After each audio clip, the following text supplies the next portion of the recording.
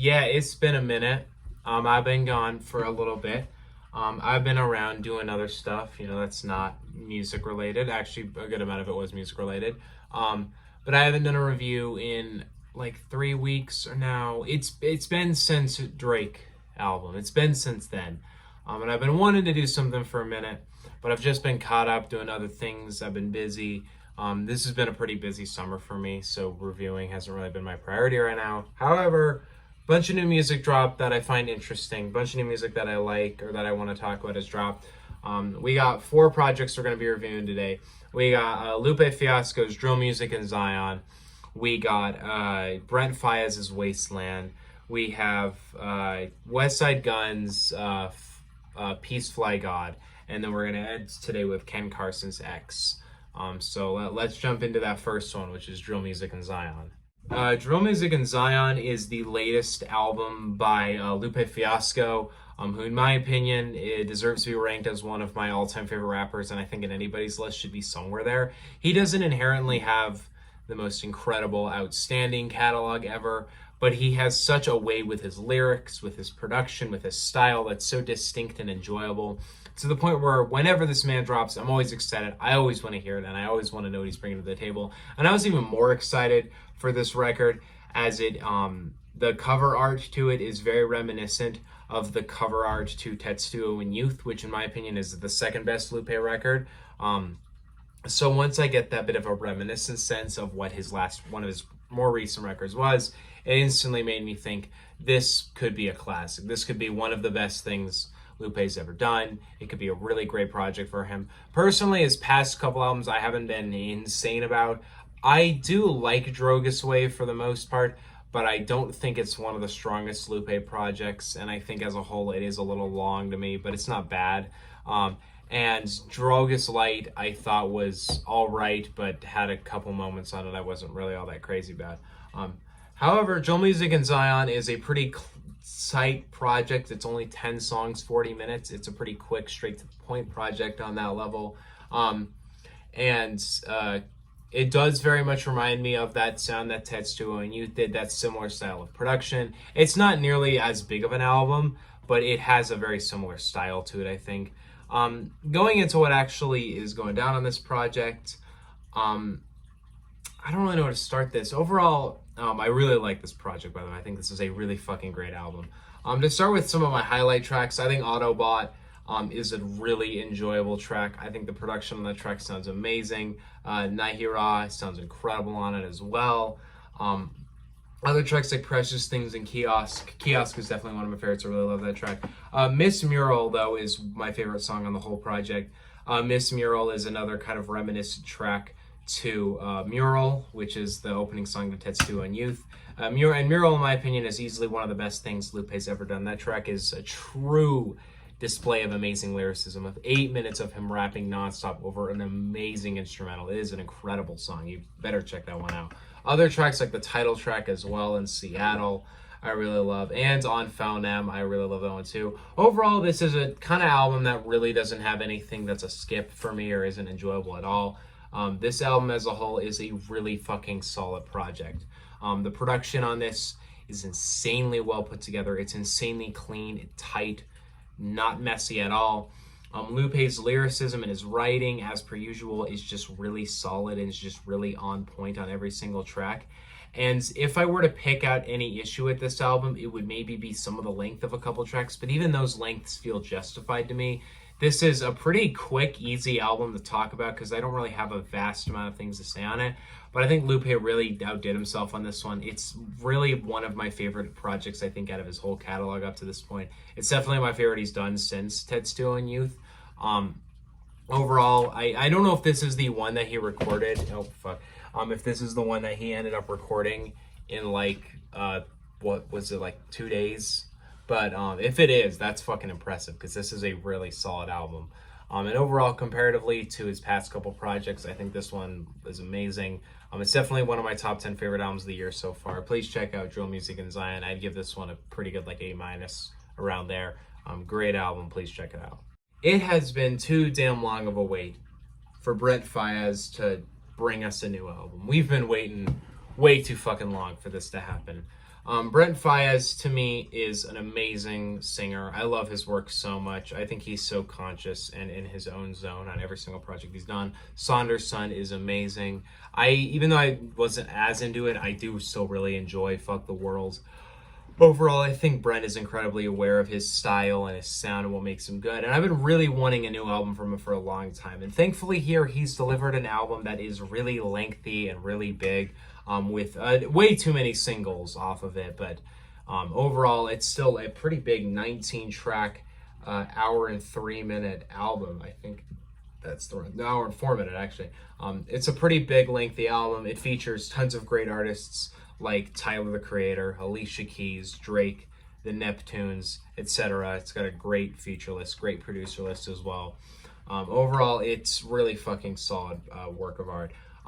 And going into this one, I was pretty excited, pretty hopeful that Brent would really outdo himself and really deliver something really fun and enjoyable, but also something pretty conscious and aware, as it has been a long wait for him, and he's been hyping this one up for a pretty long time. I was hoping for something pretty big and pretty extensive, and that is what I got here. Overall, I think in terms of production, this is easily his best album. I think the production on this album is super clean, tight, good, but creative. It's pretty accessible, but not too, it's pretty accessible, but it's not too bland. It feels very out there and very enjoyable. It feels much more adventurous in terms of production than his previous projects to me. And overall, I think it really delivers on that level. I think Brent himself is really in his zone on this project. This album embodies a little bit more of a bleaker, darker side to his sound, and he really embodies it well. His voice fits very well over all these instrumentals, very consciously aware of what he can do with his vocals here. But to add to that, I think one of the elements that I really love about this album, beyond production, I think some specific tracks are actually some of my favorite songs in his catalog. All Mine, to me, this track's been praised to death, but it is a really fucking solid song, and it's definitely one of my favorite songs in his catalog at this point. The instrumental and his singing are just amazing. Even though it was released like a year ago, I do really fuck with Wasting Time. Dead Man Walking is another great one. Addictions is a really good one. Role Model is possibly my favorite song Brent Faiyaz has ever done. The production on that track and his writing and his lyricism and the way he's done on that track sounds so good. It's amazing. I love Jackie Brown as well.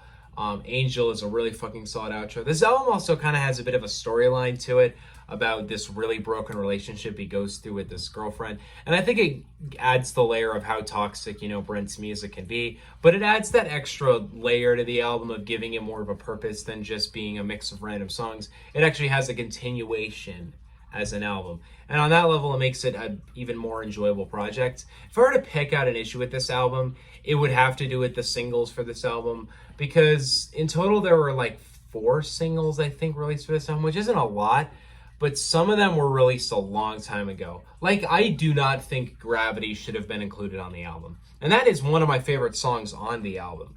But I think if you're actually to look at like how it fits on this record and how it sounds, it doesn't really fit the sound I think this album is going for. And add to that, this track came out a year and a half ago. Why would you add it to the album if it came out so long ago? I almost have the same issue with Wasting Time, but I do feel like that track sonically fits the album pretty nicely, so I don't really think there's any kind of issue with that there. Dead Man Walking, I actually hadn't heard before the album, so I was fine with that one.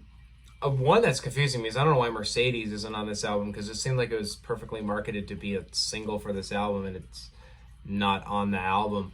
But I think if I were to pick one other issue, it'd have to be the Alicia Keys feature, because as much as I really love to see Alicia Keys and Brent together, I feel like she didn't really do her all. I feel like has a lot better performances in her career as a whole. And I feel like what she's good at is not really what this track is asking for. But overall, I think this album is great. I think it's actually one of my favorite albums of the year. I think Brent is incredibly conscious and aware of what he's good at on this album, with a great underlying storyline to it. Overall, it's not a masterwork, but I think in terms of R&B, it's my favorite thing that's come out this year. It's really solid. It's really fun. It's long, but it's deep, enjoyable music. Please check this out. It is a really good project, and is yet another example that Brent Faiyaz is one of the strongest in the modern R&B gang. Love this album. I think it's great. Even with my issues, I still think Brent really delivers on this one. On a kind of surprising note, though, Westside Gunn has returned with yet another project. This man is always dropping new things. I don't know when the last year he went without dropping something. But he's back again. He's back again with a full new 33-minute mixtape entitled Peace Fly God. This came out pretty suddenly. It's definitely the type of thing that he definitely didn't really, try and create something masterful here. He definitely kind of more had fun with this one and just kind of wanted to get a project out. And I get it. It does really give that tone off, and it's marketed in the point where it feels like that's what it's going for. I'm always excited to hear Westside Gunn. I didn't really need a new Westside Gunn thing, as he just had the Hitler Wears Hermes side B last year, which in my opinion, that side B is my favorite thing I think in his whole catalog up to this point. So I think when going into this one, I was kind of just like, I just want to hear Westside Gunn be Westside Gunn, over classic Griselda production, classic coke rap lyricism. That's all he has to do. Get some good features on this one, and he really does deliver on all those levels over a pretty quick 33-minute mixtape. If I were to point out one element to this project that I think is a little interesting, in total there's like 9 actual songs on the album, and one of them is like not even a minute long. So in the end, in terms of like full length songs, there's 8 songs, and one of those 8 songs is 8 minutes long. And that 8-minute song, Jesus Crack, is a great song. It features amazing lyricism from I forget the first guy. I think it's a Steele. I forget his name. I feel bad because he does incredible on the first 2 verses. Westside Gunn kills it. Stove God Cooks kills it. Everybody kills it on that track. And then the rest of the album is just pretty good. Like, the rest of it just does Westside Gunn's thing, but we have this opening track that just sets the bar up here. But overall, I still think the entire project comes together in a really smooth, nice way that feels gruff. It feels intense. It feels like what Westside Gunn's good at. It doesn't feel too ambitious for him. It feels pretty fun and relaxed to me. Jesus Crack is like definitely the best song. There's like no doubt in my mind about that. I feel like other tracks that I really do like about this one, I really like Big Ass Bracelet, Derek Bullman, Open Praise, Dan Hawson, Horses on the Sunset. Overall, I don't know if I think this is one of the most solid Westside Gunn projects, but it is a really good effort from him. It's really enjoyable. It's very well produced. It's very quick. It's very easy to get through. Overall, I think Westside Gunn did his thing on this project. I think it's a fun, really solid listen, and I highly recommend you check it out. There is another Griselda album that I have yet to check out. That's the new Conway Big Ghost Limited. I forget what it's called. And I always love those two as a duo. I was going to listen. I almost thought about listening to that before this video, but I decided I wasn't going to try and throw it in on this video because in the end, I just don't feel like trying to throw in 5 albums in one video. But hopefully at some point I will give you guys my thought on that Conway project. But this Westside Gunn one is really solid.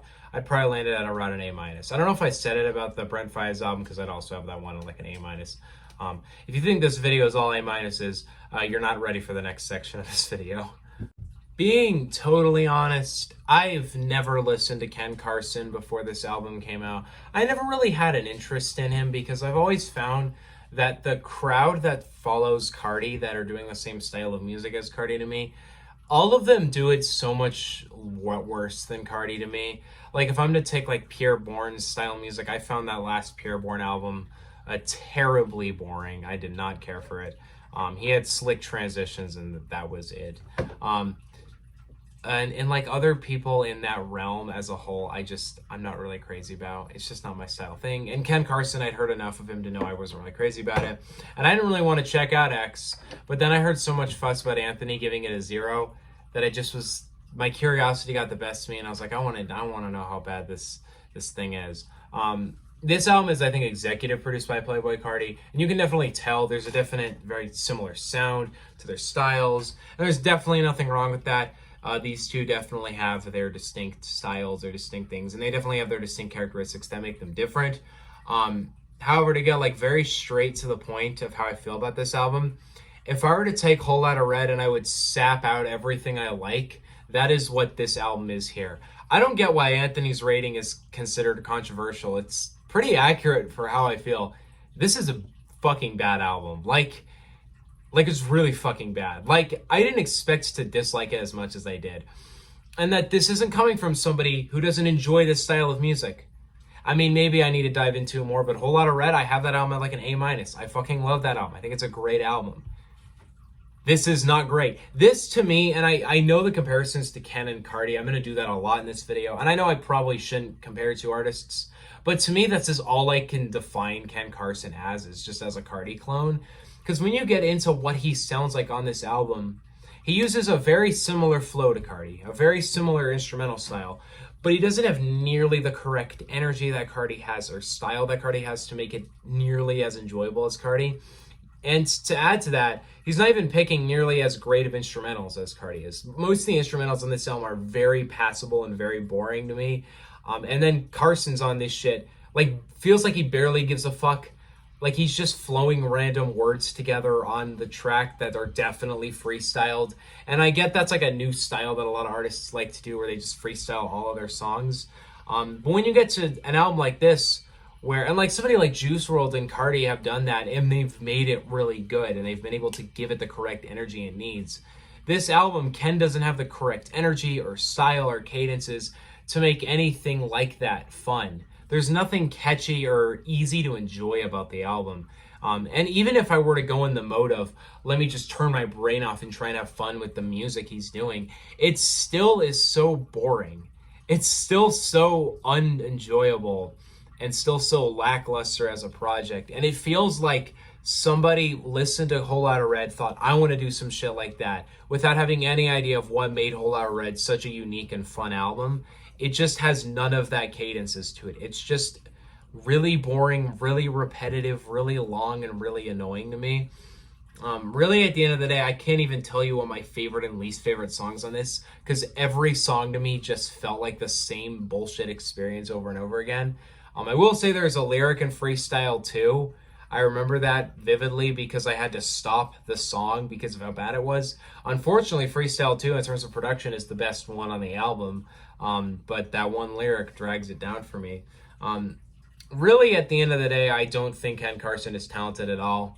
I think if there's anything I enjoy about this album, it is indefinitely some elements of the production. And that's the only thing I can get behind enjoying on this album, because everything Ken Carson does is fucking garbage. He is such a talentless person, in my opinion, and I do not see the appeal of this at all. I saw the appeal of Whole Lotta Red, and I enjoyed Whole Lotta Red because of its energy and its excitement, but I feel like Ken Carson completely misunderstood why that album is so fun. But people are still eating this album up as much as they ate up Whole Lotta Red, so I don't really know what your guys' like standards with this type of shit are, but this is fucking terrible in my opinion. I don't like a single thing on this album. Like, I saw some tweet where some guy was like, there's no way you don't like a single song. Nope, I don't like a single fucking song on the whole thing. This shit is terrible. It's fucking terrible. It's like a D tops. The only album I've heard this year that's worse than it is the Machine Gun Kelly album. That's the only thing I've heard worse this year. Dear God, this is fucking terrible. Oh my God. What do you guys think on these albums? Let me in the comment section below. Upcoming shit. Well, I'm trying to think of what's really big upcoming. I will probably review Steve Lacy's album, but I don't know what I'll be doing with that one. I feel like there's an album there's like that DJ Premier thing coming out tonight that I'm really excited for. I'll probably review that if that is like a new album. We'll see. Tonight's a bit of an open up in the air night for me because Steve Lacy's dropping. I'm excited for it. Kid Cudi's finally dropping Kid Named Cudi though, and I've never heard it and I want to hear it finally. And to add to that, what's his name? Like I just said, DJ Premier's dropping something new tonight. So all that shit's really exciting to me. Next week is Joy Badass, but I think I'm actually busy the night that album comes out, but I'll probably react to it the following night. I'm really excited to hear that Joy Badass album. I've been waiting a pretty fucking long time to hear 2000, and I really hope he finally drops it. Other than that, I feel like there's something I'm forgetting. I mean, Beyonce has like Renaissance at the end of the month, which is a pretty big deal. Eminem is dropping his Greatest Hits album next month, which I'm fucking ready to hear what he's gonna put together on that one. Other than that, though, I don't really have a ton more that's coming up very soon, but we'll see. New singles are gonna come out the gate anyway, and I'll react to them if they're interesting enough. See you guys next time. Peace out. Bye.